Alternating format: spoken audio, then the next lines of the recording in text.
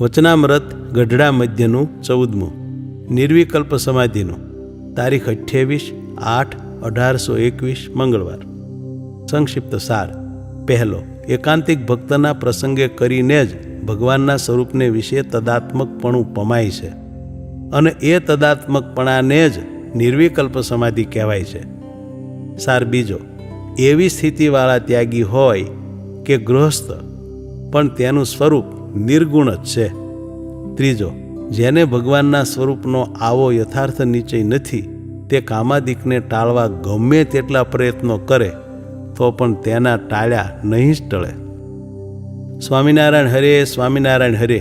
સંવત 1878ના ભાદરવા સુધી પ્રતિપદાને દિવસ સ્વામી શ્રી સહજાનંદજી મહારાજ શ્રી ગઢડા મધ્ય દાદા ખાચરના દરબારમાં શ્રી વાસુદેવ નારાયણના મંદિર પાસે ઉત્તરાદેય બારણે ઓરડાની ઓસરી ઉપર વિરાજમાન હતા.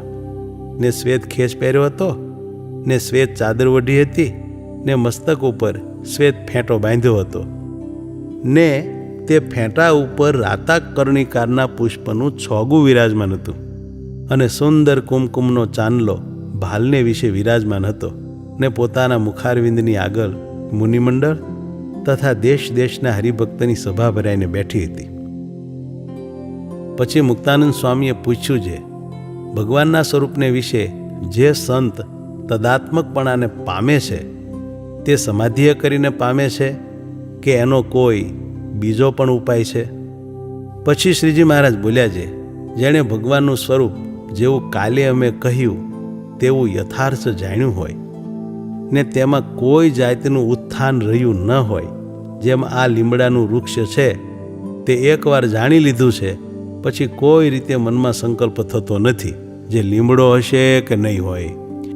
એવી રીતે ગમે તેનો સંગ થાય અને ગમે તેવા શાસ્ત્ર સાંભળે, પણ કોઈ રીતે કરીને ભગવાનના સ્વરૂપનો જે નિશ્ચય કર્યો હોય તેમાંથી મન ડગમગે નહીં.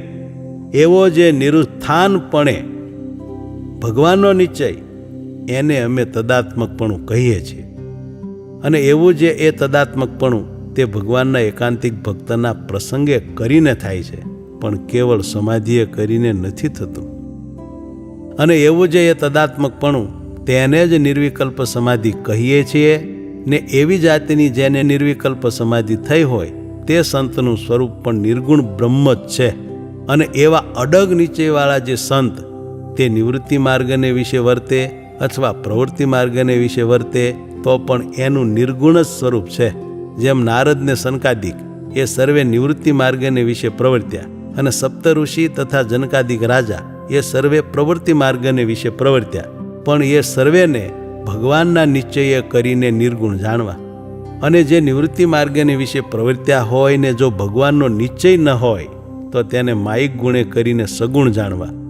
અને એમ જાણવું જે આ અતિશય ત્યાગી જણાય છે, પણ એને ભગવાનનો નિશ્ચય નથી, માટે એ અજ્ઞાની છે, તે જરૂર નરકમાં જશે.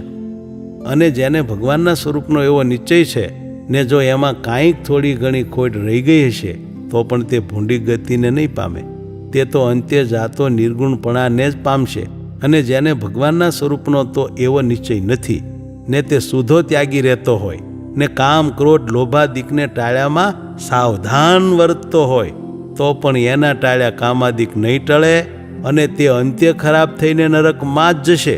અને આવું જે ભગવાનના સ્વરૂપનું જ્ઞાન તે જેને થયું હોય ને તેને થોડી બુદ્ધિ હોય તો પણ એને મોટી બુદ્ધિવાળો જાણવો.